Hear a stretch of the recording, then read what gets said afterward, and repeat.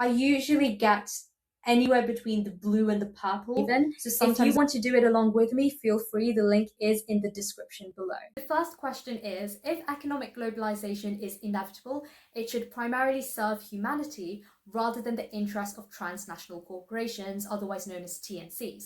So the thing with serving humanity is that it's such a vague term, and it's quite impossible to be able to make everybody happy. There's always going to be people who are upset. But with serving the interests of transnational corporations, with globalization, what happens is that you have so many firms all over the world trying to create the same products but with better quality and at a cheaper price, which is essentially serving humanity. I always support my country, whether it was right or wrong. No, I wouldn't support my country if it was wrong, because the country is run by the government, the state, and the state can make mistakes. You don't necessarily have to blindly support a leader or a government or a party, because they can make mistakes. And you should be able to voice that concern, and you should be able to say, no, I don't support these actions. No one chooses their country of birth, so it's foolish to be proud of it.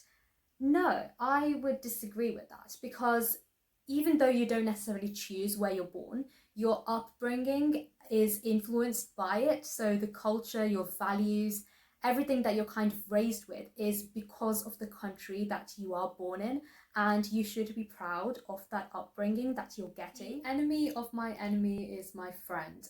Well, this is a very common phrase used in kind of diplomacy, geopolitics, and yeah, I mean, I would agree. You can see it all the time when you see states interacting with each other. Military action that defies international law is sometimes justified.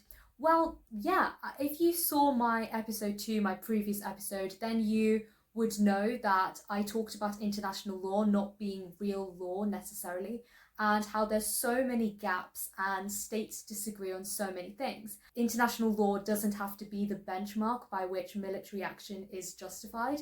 There is now a worrying fusion of information and entertainment. Well, no, I would strongly disagree with that. And that's because I'm doing that right now. You know, I'm informing and I'm trying to entertain. And I think that that's what a lot of people are doing. And it's actually a really good thing, because of the fact that information is now entertaining and people can access information and the news and history in a more accessible, digestible way. Now it's moving on to economics. People are ultimately divided more by class than by nationality. Now, I don't want to sound like a total socialist here. I don't want to sound like a socialist at all. Yeah! But I would say that because of the fact that there is, certainly in certain countries, I don't know if I'm just saying this as a Brit, a lot of countries don't get along, a lot of nationalities don't get along, but people have more of an opportunity to be able to hear about people of different nationalities and see them, whereas with class it's all very opaque and you don't really get to live the life of another class, of somebody, you know, you don't really get to live the life of the royal family, for instance. Controlling inflation is more important than controlling unemployment.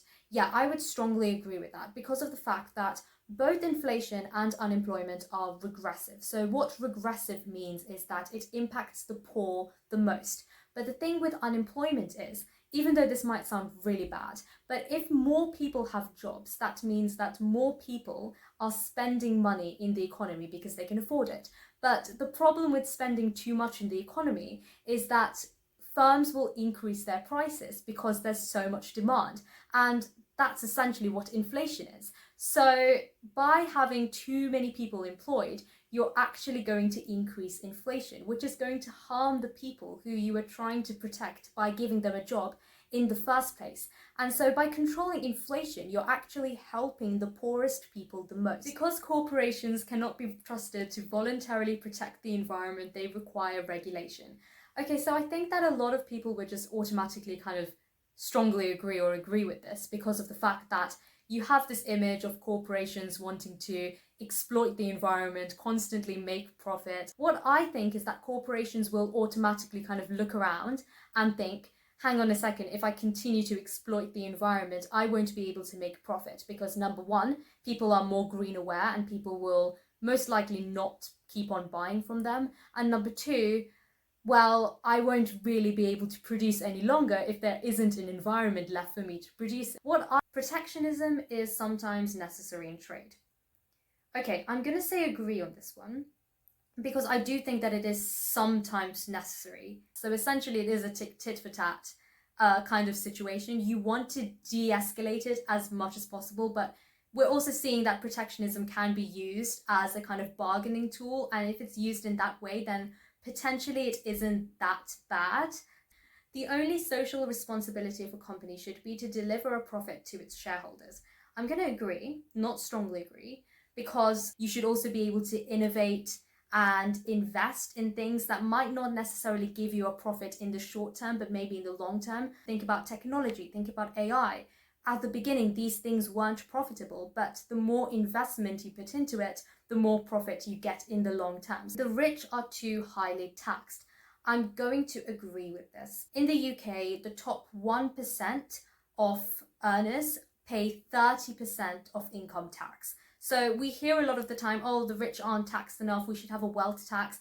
But the fact that the top 1% are paying 30% of income tax is already astronomical. So the next thing is about personal social values. The question is, abortion when the woman's life is not threatened should always be illegal. I'm not going to be looking too much into the semantics of the question, but I do just think that it's just a general question on abortion. I put agree, but if you do want to know more about my views on this topic, then you can leave a question in the comment section below. I'm not going to go too much into it because I kind of don't want to bore you guys. Schools should not make classroom attendance compulsory. School is really important, education is really important. I'm going to say strongly agree. Wait, no. Schools should not make. Strongly disagree. Wait, schools should not make classroom attendance compulsory. Yeah, disagree. Possessing marijuana for personal use should not be a criminal offense. It's already illegal. Things that are already illegal should not be legalized. As in, that's with a huge caveat, but I do think in terms of drugs that should be the case. The prime function of schooling should be to equip the future generation to find jobs. Strongly agree. The whole point of educating is to be able to be employable. Obviously, there are some things that you want to learn for fun. A load of social skills go into jobs, so it's not just going to be, I'm going to learn how to do X, Y, and Z. There are no savage and civilized people, there are only different cultures. I'm going to disagree with that because I do think that as time goes by, we can look back in history and say certain things were uncivilized. Cannibalism is savage. Yes, it may be different cultures, but we can just say that that's morally bad. They may not think so, but oh well. Those who are able to work and refuse the opportunity should not expect society's support. Yes, I'm going to strongly agree with that, because if you're able to work and you refuse the opportunity, what else do you want? First generation immigrants can never be fully integrated within their new country. I'm going to disagree with this because of the fact that it depends what country. In some cases, yeah, they can't be fully integrated, but it's not never. No broadcasting institution, however independent its content, should receive public funding. Strongly agree. The BBC should not be getting public funding. So this section is about how I see wider society. Our civil liberties are being excessively curbed in the name of counter-terrorism. Yeah, because Online Safety Act. A significant advantage of a one-party state is that it avoids all the arguments that delay progress in a democratic political system. I mean, that is an advantage. The death penalty should be an option for the most serious crimes. Strongly agree. Abstract art that doesn't represent anything shouldn't be considered art at all. I'm gonna agree, because you know that banana that was just taped on the wall? I just can't see the art. Mothers may have careers, but their first duty is to be homemakers. I'm going to disagree because I'm not going to be able to judge every single family situation. Almost all politicians promise economic growth, but we should heed the warnings of climate science that growth is detrimental to our efforts to curb global warming. I'm going to strongly disagree with that because of the fact that economic growth can actually help with global warming, because economic growth comes as a consequence of innovation, and if people are innovating to try to find solutions to climate change, then that should be encouraged. Okay, so the next thing is religion. Astrology accurately explains many things. I'm going to say agree, because yeah, I mean, it actually does. Charity is better than social security as a means of helping the genuinely disadvantaged. I'm going to agree with that, because social security is essentially you're forcibly taking money from other people and handing it to other people. But charity is a voluntary exchange, and that is so much better. It's so much purer. It is important that my child's school instills religious values. I don't think it's necessarily the role of school to instill religious values. If that's what you want, then there should be religious schools out there. Okay, so I have got my results. You can see it if you're watching up here. So my economic left-right, so I'm on the right, so that's 4.25, and I'm socially ever so slightly 1.23 authoritarian.